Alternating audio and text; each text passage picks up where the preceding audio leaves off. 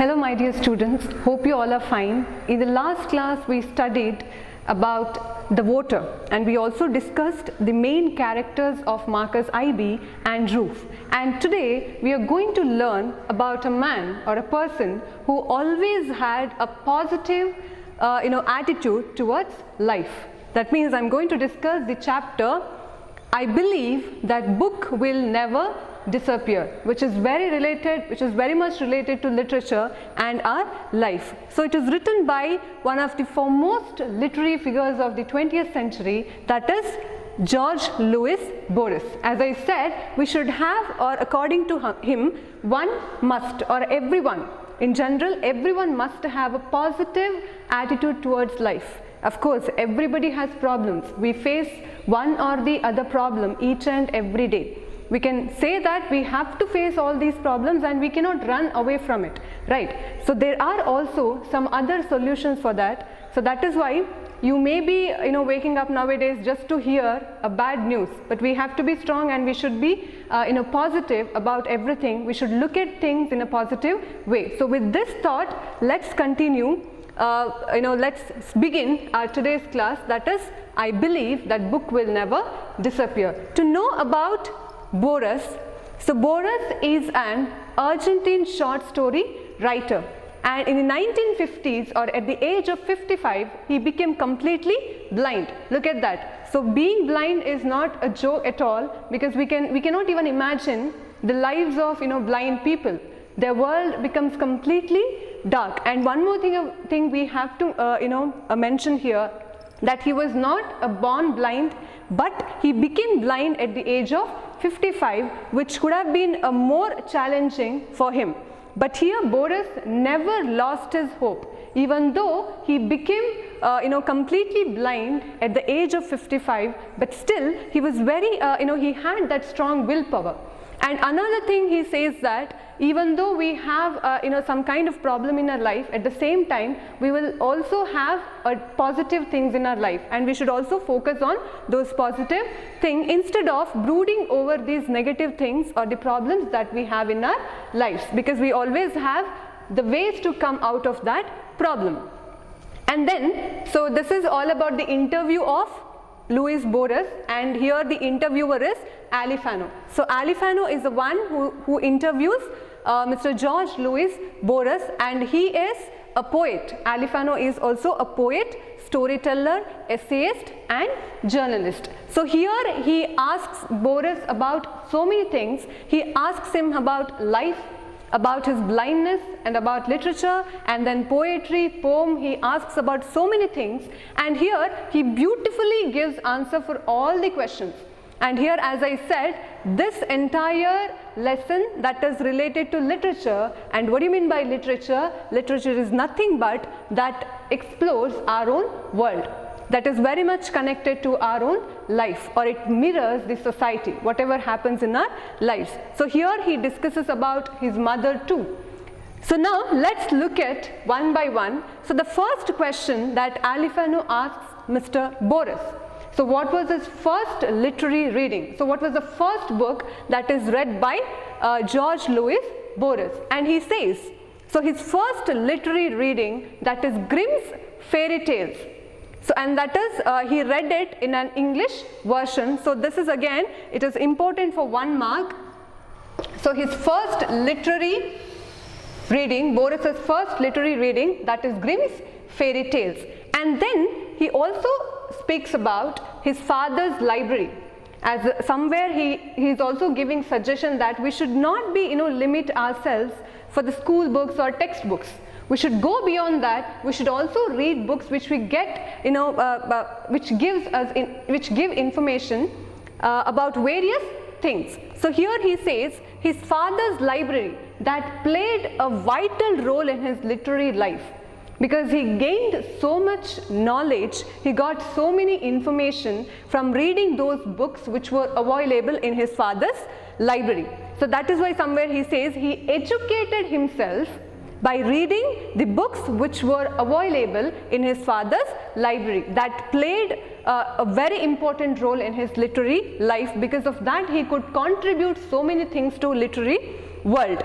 And he also says that he educated or he gained knowledge more than anyone could gain knowledge in universities or schools. And that is why we have to read books apart from our textbooks. We should also read some novels or which gives you information about life or other fields. So this is about his education and also his father's library. So if you get a question like, how did Boris educate himself? So you can write that he educated himself from reading the books which were available in his father's library. And then Alifano asks him about his mother. Obviously, we all love our mothers, and here he too shares a few things about his mother. So about his mother's name is Donna Leonor. Again, there are possibilities of asking this question for 1 mark. Donna Leonor. So he says she was a very lovable person, and she always kind to him. She always showed all her love and affection towards him. But somewhere he says that he feels guilty about himself for not giving her deserving happiness. Somewhere he feels that after her death, he could have been more understanding of her. He could have asked her about everything, her life and her health. He understands all those things and he realizes all those things after her death. So this is common in everybody's case, and he generalizes this. She was the most lovable person that he knew in his life, but somewhere he couldn't give her deserving happiness and love, but he realized that after her death. So when we have someone to take care of us, to love us unconditionally, sometimes we fail to recognize their value, but we realize their value when they go away from us. So that is why he says every child, or it is, as I said, he generalizes, and it is common in everybody's case. Usually children, they take their mothers for granted. We think that, okay, fine, it is not a big deal to make inquiry about her life, or how is she doing, so how was the day, so how did she spend the day. We don't make such inquiries about her mother. But somewhere it is very necessary for every kid to make such kind of inquiry about their parents. So here he says he could have been more understanding of her, he could have given her more love and affection, but somewhere he realized that after her death. And he says that he has taken her for granted as we take the nature for granted, as we take the seasons, the sun and the moon for granted. We think that that is their job to give light. So this is the job of the sun, to rise in the morning and to set in the evening. We think that, but we never know what may happen when we face the absence of these things in our lives. So in the same way, we'll never realize the value of light until we travel into the darkness. So in the same way, he says somewhere he felt guilty after her death for not giving her deserved love. And he also says that she was an intelligent woman, she was very gracious, and she was so good that she had no enemies. So he speaks about his mother in this way, and that is in the page number 81, and in the first paragraph he speaks about his mother. So this is all about his mother. And then he speaks about his blindness. So what is blindness for Boris?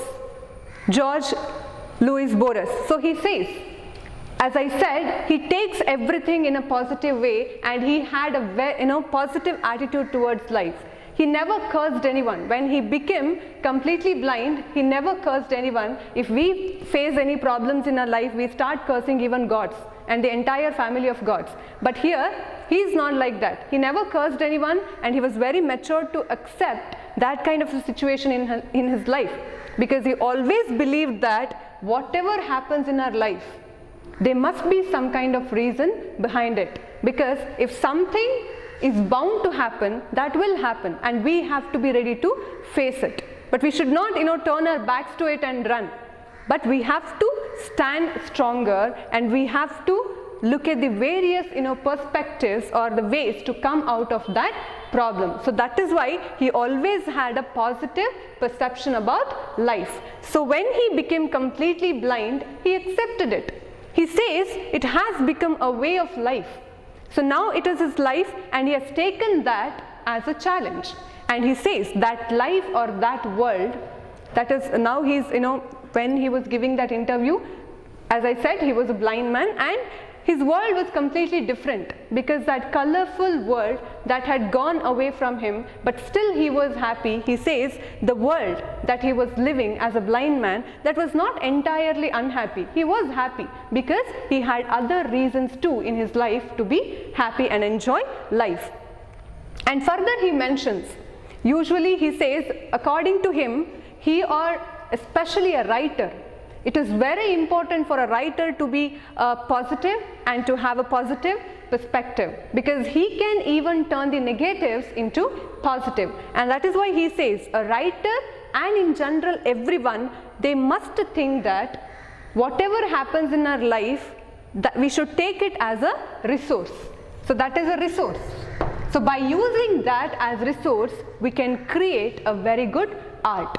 Because when we experience failure, when we experience humiliations, when we experience misfortunes or our embarrassments or tensions, everything, somewhere by using all these experiences, we can create a very good art. And again, when a writer understands this, when a writer experiences all these things, then he can produce this through his writing, and he can guide his reader. So somewhere his experience becomes the guidance to lots of people out there. So that is why he says everybody should look at these things as raw materials, and we have to create or produce a good art out of it. So this is the job of a writer. And again he says these things are given to us just like a clay, and we have to give it shape, and we have to, it helps us to shape our own future. So this is what he says about his blindness. And one more thing he mentions, nothing is permanent in our life. It could be objects, it could be people, or it could be persons. One or the other day, everybody leaves us, and we have to learn to live alone. So we cannot, completely depend on people that we love, because one day everything will leave us, or nothing is permanent here. That is why he says, and he gives example of his own eyesight. He never thought that he would become blind, but that happened in his life, but he never lost his hope. So hope is important, and how we look at life, that becomes important. So this is what he speaks about his blindness. And he also says that whatever we think that we have, the negative things that we have the power to transmute them into positive things, right? So as I said, there is a purpose behind everything, because some situation teaches how to face life, right? So that is why we have to experience everything. We cannot always expect positive things to happen in life. So we'll also face negative thinkings. So now he speaks about books. What does he say about book? So book, as I said, according to him, if you ask some people today, they claim that definitely one day book will disappear. But his answer is the title itself. According to him, he believes that book will never disappear, and that will never happen. And what else he says about book? So worth of the book. So there is a line that he mentions, which is written by Bernard Shaw in the page number 82. Every book worth being reread has been written by the Spirit. So here he says, which means the meaning of that line, that each and every book has its own value, because it has been written by great thinkers. When a writer writes something, he puts his effort into it, and that is why it has its own value. Again, when we read the book, what becomes important? Not the author's intention. So what he is trying to say there, that doesn't matter to us, but what we understand, what we perceive from that book, that becomes important according to Boris. And that is why he says author's intention is a fallible thing there. Fallible is, it is not very significant there, or it is not too important there, because what becomes important for us, what we get from that book. That is the important thing, and that is the purpose of the book. If the reader feels happy, if the reader feels that feel of contentment that he got something, or if he is satisfied by that reading, or the subject or the theme of the book, or if the book gives him pleasure, then that is the purpose of a book. So that is how the worth of the book is, that is why the worth of the book is decided by the readers. So ultimately the reader should understand what has been written in that book. So how he perceives, because there is the writer or a poet, he might have written something which he had already, the idea which he already had in his mind. But that there is no such rules that even the readers has to read that in the same way. He may take it in a different way. So that is up to him or up to the reader. But ultimately he should feel satisfaction from that reading, or if we feel that I have got something by reading this book, then the worth of the book is decided. That is how the worth of the book is decided.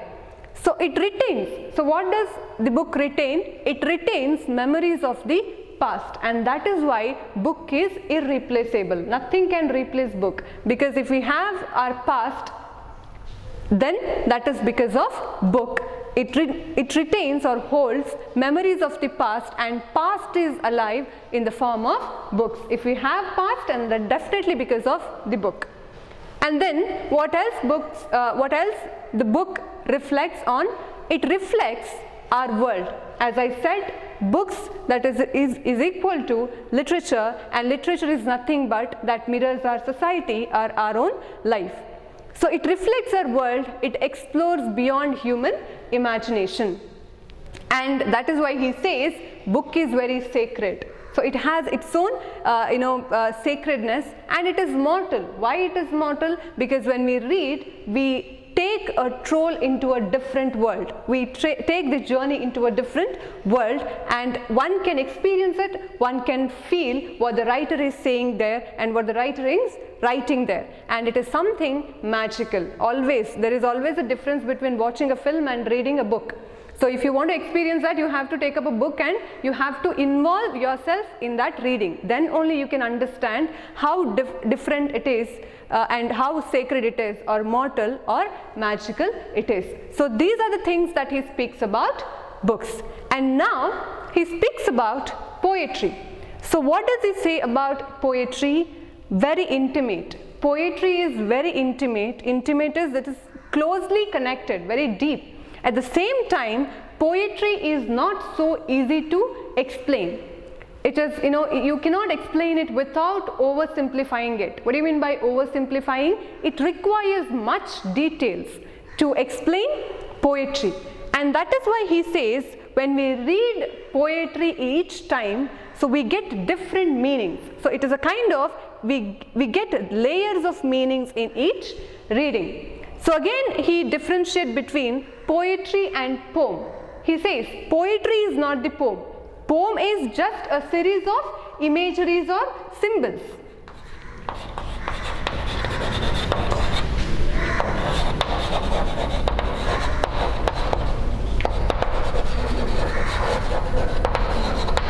So poem is just a series of imageries. Why do we use imageries in poem?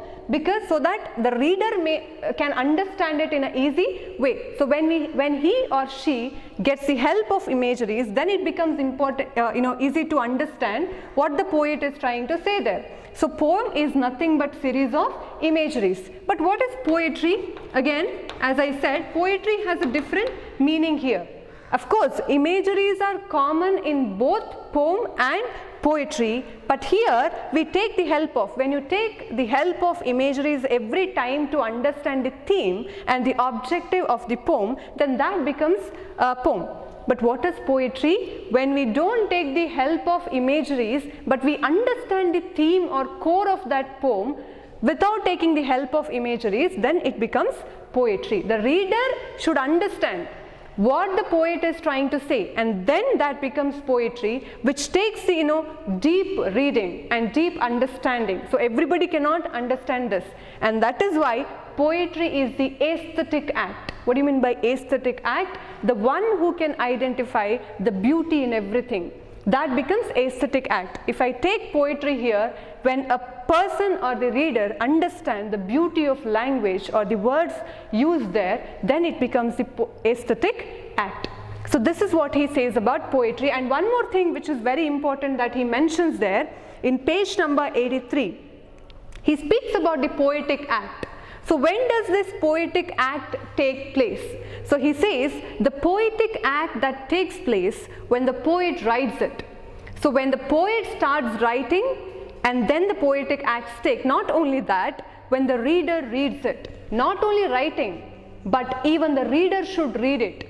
When he writes a poetry or a poem and when the reader reads it, when the reader reads it and when he understands what has been written by the poet, then the poetic act takes place. If the poet or if the reader doesn't understand what has been written in the poetry, then that is the failure of the poet. In the same way, so whatever the writer is writing, the reader should understand it. If he achieves success in conveying what is there in his mind to the reader, then he gets success in his writing. Otherwise, he fails as a writer. So this is what he says here. The poetic act that takes place when the poet writes it, when the reader reads it, and it always happens in a slightly different manner. So this is when the poetic act takes place. Again, this is important for 1 mark. It can be asked for 1 mark, and this paragraph is also important for 4 marks. So you may get question about poetry. So please focus on that particular paragraph which is there in the page number 83, a paragraph about poetry. So this is all about poetry. And then he speaks about precise words. So what do you mean by precise words? Precise is exact word. Right. So for a situation, for a particular situation, a writer or a poet, he has to choose the word very precisely, exact word. He cannot, choose word randomly, but he has to be very careful while choosing the word for a particular situation, because words play a great role in evoking the emotions of the writer as well as the reader.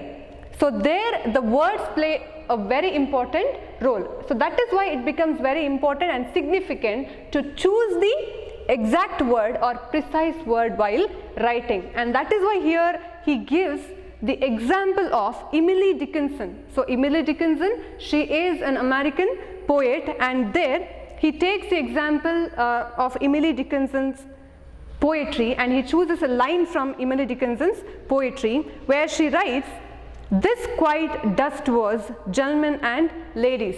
So here the idea is common. Here she is emphasizing on the idea of death. So she says death will come, and that is common in everybody's life. But here she has used the word ladies and gentlemen. She could have used the word men and women, but what would have happened? It would have become very banal, right? Very cliche, what we call cliche. Cliche is a commonly used word. So that idea, maybe if she had used the word men and women, then it would have become very trivial, boring. But instead of using men and women, she had used ladies and gentlemen, and that is the precise word he is talking about. So when the writer writes it, he has to be very careful about the words, choosing of the words. So he has to use the better word, and he has to use the precise and exact word to invoke his emotions or to bring out his emotions. And then he speaks about some metaphors. As I said, metaphor is an extended simile. You know that, we compare two things. For example, here he says he speaks about some of the important metaphor. For example, he compares river to life, and then flower to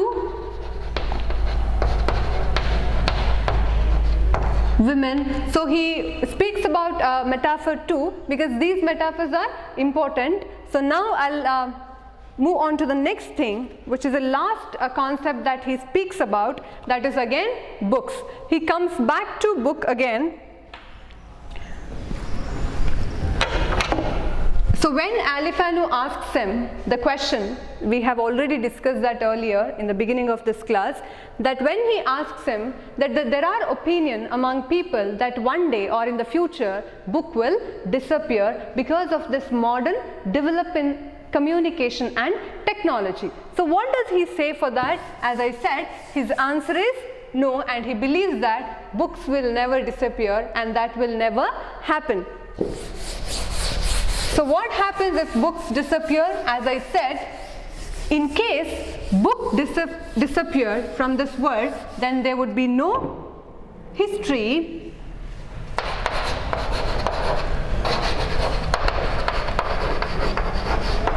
and man will disappear. In case books will disappear, then our history will disappear and man will also disappear. As I said, book always retains the memories of the past or the lots of generations, and it also helps the future generation. In case if there is no book, then there will be no future, there will be no past. And that is why here he again mentions in one of the paragraphs in the page number 84, it is impossible that will happen. So among the many inventions of man, man has invented so many things, but among all those inventions, there is only one astounding or amazing invention, that is nothing but book. So book is the amazing or astounding invention of the man. Again, this is important for 1 mark. What is the astounding invention of the man? So book is the amazing invention of the man, and that is why it cannot be replaced by anything. And other things which have been invented by man, and that is just the extensions of our bodies, where he says the telephone, for example, is the extension of our voice. The telescope and the microscope are extensions of our sight. The sword and the plow are extensions of our arms. Only the book is an extension of our imagination and memory.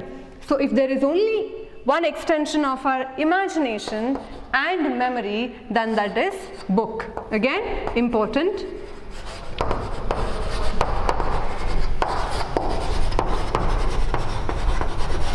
So here there is a book is the extension of our imagination and memory. So this is what he says about book. And then he speaks about literature. So what does he say about literature?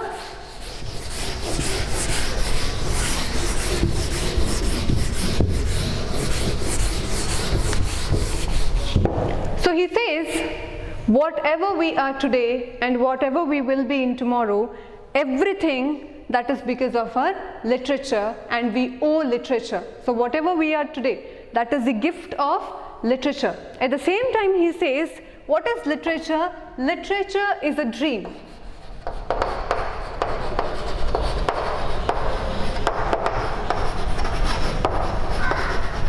Literature is a dream, but it is a controlled dream. What does it mean? You all know that in dreams we saw lots of things, right? In the same way, when a writer sits to write, his mind thinks about various things. His mind will be tangled up with lots of thoughts, but he cannot bring all those thoughts in his writings. What he has to do, he chooses some or precise thoughts which is apt for his writing. So in that way he makes it controlled, because dream doesn't have any limitations, right? But when we think, we can control it, and when we put all those thoughts in our writing, that becomes a controlled dream, and that is why we give a shape to it. When there are when there are numbers of thoughts, when it is tangled up in your mind, what you do, you just try to separate few points or few thoughts from other points, and then you start giving it a shape, and that is how it becomes controlled dream. And again, as I said, he says we owe literature, and whatever we are today, that is because of literature, and whatever we will be tomorrow, that is because of literature. And that is why he says their function, or books are the great memories of all centuries. As I said, we keep our past alive through the forms of books, and their function therefore is irreplaceable. Nothing can replace book. And if book disappear, surely history would disappear, and surely man would disappear. As I said, so book will never disappear. In case it disappears, there will be no man, there will be no history. So this is all about what Boris speaks about book, literature, life, and his positive attitude towards life, and also he speaks about his mother. So I hope these points will help you to recall everything, and it will help you for the examination. So thank you.